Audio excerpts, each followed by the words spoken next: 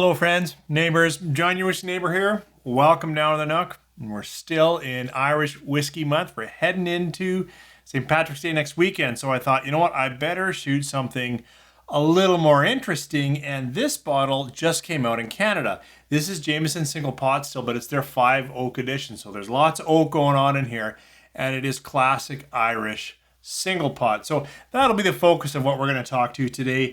I just cracked it open, so it's been airing for a little while. It's first thoughts, but I thought, it's in town. If you want it, maybe let's get some tasting notes on it. And then I think the only other Irish bottle of whiskey that I have that I haven't talked to you about is this one. It's Lambay. It's sourced whiskey, and it is, I think, going to be a very big contrast. So I should have put another Irish pot still here, but I wanted to talk to you about bottles I haven't before. So if you want to hear a little bit about Jameson 5 Oak, why don't you stick with me? Pour a little bit of, well, if you have access to this, that'd be great. And if you don't, pour some pot still out of Ireland, and let's see if any of these notes resonate with yourself. And then come on back. 3, 4.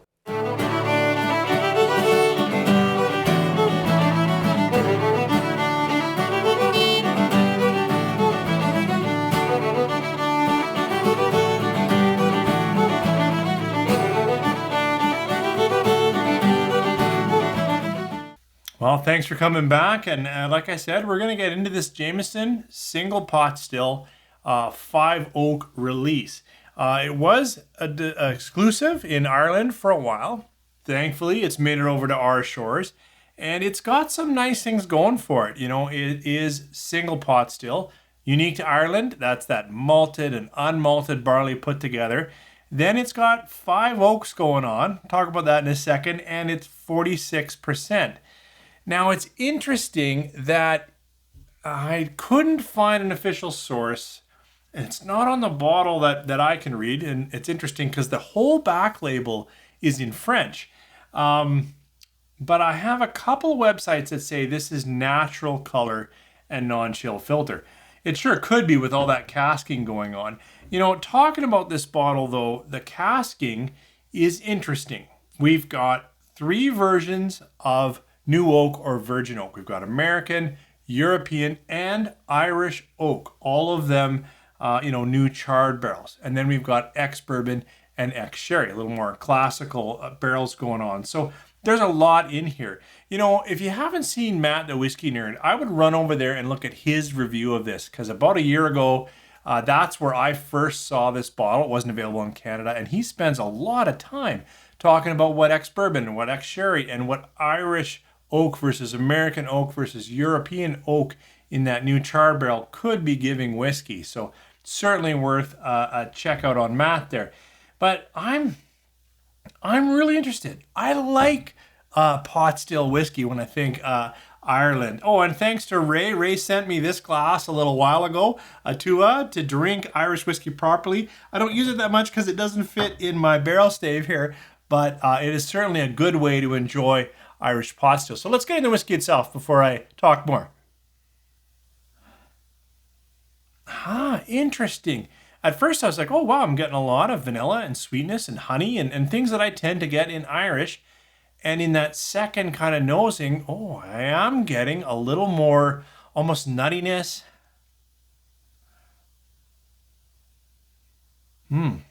Actually, it's maybe I'm not used to nosing in a bit more open, wider glass because it's fairly soft on the nose for me. A little fruity, light fruit like orchard fruits, or a little sweeter than that. Okay, and there a little more vanilla frosting, a little more caramel even. Yeah. Well, let's get into the palate of this. Sláinte. There's a lot going on in this whiskey. It starts a little creamy, a little sweet, little vanilla frosting for me, and then some of that oak tannins and structure. But for me, that oak is coming in even like a graham cracker. Well, that also could be the barley, and especially unmalted barley gets a little nutty for me, a little spicy. And now I'm going to say like almost chocolate wafer, chocolate sugar cookie. I better try another sip. Got to watch this glass. Actually pours out of here a little quicker than a regular Glencairn Slancha. Second sip, as they almost always are, is better than the first. I've got some fudges and caramels mixed in with that higher sweetness, but it's I don't know. The fruiting is almost tropical, but not quite. That, you know, that heavier, richer, thicker fruit, not just the cut orchard. And then I'm definitely playing into all kinds of. There's a lot of oak on here, and it speaks oak. It speaks a little dry oak, a little tannic. Not terribly bad, but just a little bit of that. That drying oak nature, and then it's got lots of sweetness. That fudge. I think someone else might have said that maybe it was Matt. I can't remember what's playing in my mind, but it's got a bit of I'm Canadian. A maple fudge note. It just means it's kind of a sweet fudge. The finish isn't overly long in this point, and I thought maybe some of the ex-sherry would get me into some Christmas spices. Maybe there's a bit of ginger. Maybe there's a bit of orange in there. But it's not carrying through. You know, this one deserves maybe another sip just to see if I can get a little more finish from it. Sancha? Well, I took my time with that sip. I took a smaller sip. I kind of made sure it was moving around my palate. I did the proper exhale as I was, finishing it up. And if anything, it moved more into single pot still spices. A little more pepper, both kind of spicier, so black pepper, but a little more aromatic, so some white pepper, so a little bit more peppering involved. Maybe a little almond nut came through as well. It didn't go, well, it is a little longer in the finish, but what's interesting to me in the finish right now is it's not finishing where it traditionally does for me. By that, I mean, usually, you've got a nice whiskey hug and I get a little more char, a little more lingering oak, or there's a lot of sherry. I'll get like a lingering dark, a prune or a leathered fruit, that kind of, maybe a little bit of cigar tobacco. Those kinds of notes I'm often looking for in a lingering finish. What's going to hang around? And what seems to be hanging around is really forward in my palate. It's vanilla frosting, maple fudge. That's what's left. So this time in the palate, it was spicier and nuttier and definitely a pot still. But the finish was sweet for me and creamier coating, which makes me think I can believe that it is non-chill filtered. I don't have any official source for that, just a few websites kind of like me. So always take that with a grain of salt. If it's not on the bottle or not on their website, I don't know. This is starting well. Very early thoughts. I just opened it. I need to come back to it. I need to try it, with different times of day almost to see what is my palate going to say. In Canada, it's sitting around $80 Canadian, and that's a fair penny. Is it worth $80 Canadian? That's a tough one for me. In today's whiskey market, it might be. Going back only a few years, I would have said it's got to sit a lot closer to 60. It's just a 46%. It's a big brand. I know they've got all kinds of deep pockets, so I'm not helping the little guy here.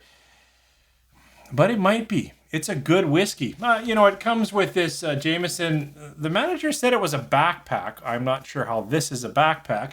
But if you're just after the merch, you can buy the Jameson and Dickel mashup for, I don't know, $30 or something like that and still get a backpack. So I don't really want to put that in my rating. For me, I can't give it any kind of stars. I'm just saying hello.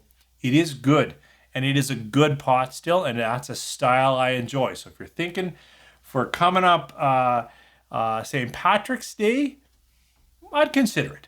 I took a little longer talking about this one because it was the feature, but I do want to give at least a moment to this Lambay whiskey. I've had it open for, I think, a year.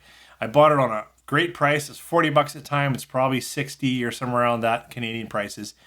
What's interesting to me is they don't distill yet, but they source. They say quality source. Okay, it's blended, so that's grain and malt whiskeys. And then they finish it in cognac casks, and then they ship it, by ship literally over to the island, and then they cut it with water from their island, bottle it, and send it around the world. It's only 40%. It is blended, so the grain and malt. And I assume it's chill filtered because it's coming out at 40, and they sure don't need to color it because it's super light straw. If they're coloring it, it must look like White Dog. But anyways, this is Lambay Cognac finished blended Irish whiskey. Well, this is all sweet Ireland, floral, vanilla, honey. Coming back, this adds a lot of rich, light chocolate, caramel. That it's still sweet, but in that nose, plus more fruit. But not unpleasant, light, bright. Certainly wouldn't put anyone off. Let's try it on the palate. Sanja. It's got a nice balance of grain. It's got, it's a little bit approachable. It's, I'll say smooth. By that I mean it kind of goes through the palate very quickly.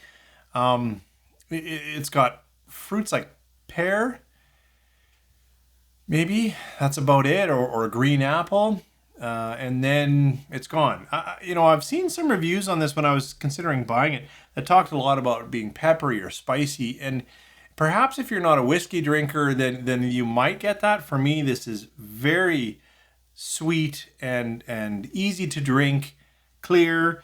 That's not a tasting note. It gives that impression. Sweet, nice, light.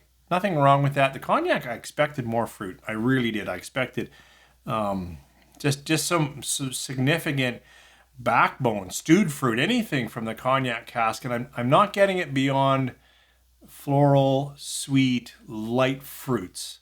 Maybe even fruit cup fruits, like syrup fruit. But it's not that sweet. It's not bad. It's a little bit forgetful, and I wish it was better because I think it's kind of cool that they are trying to produce and perhaps get their own distillery going out there. Not a fair comparison. This single pot still is much richer. If you're looking for a little more interesting story on St. Patrick's Day, I heartily, even though I'm just getting to know this whiskey, would say go after this pot still. This Lambay's fun. If it's still on sale somewhere in your neighborhood for $40 or so, yeah, that's what it's worth. Anyways, thanks for joining me here. I'll probably launch one more review, I guess the Saturday right before St. Patrick's Day on the Sunday.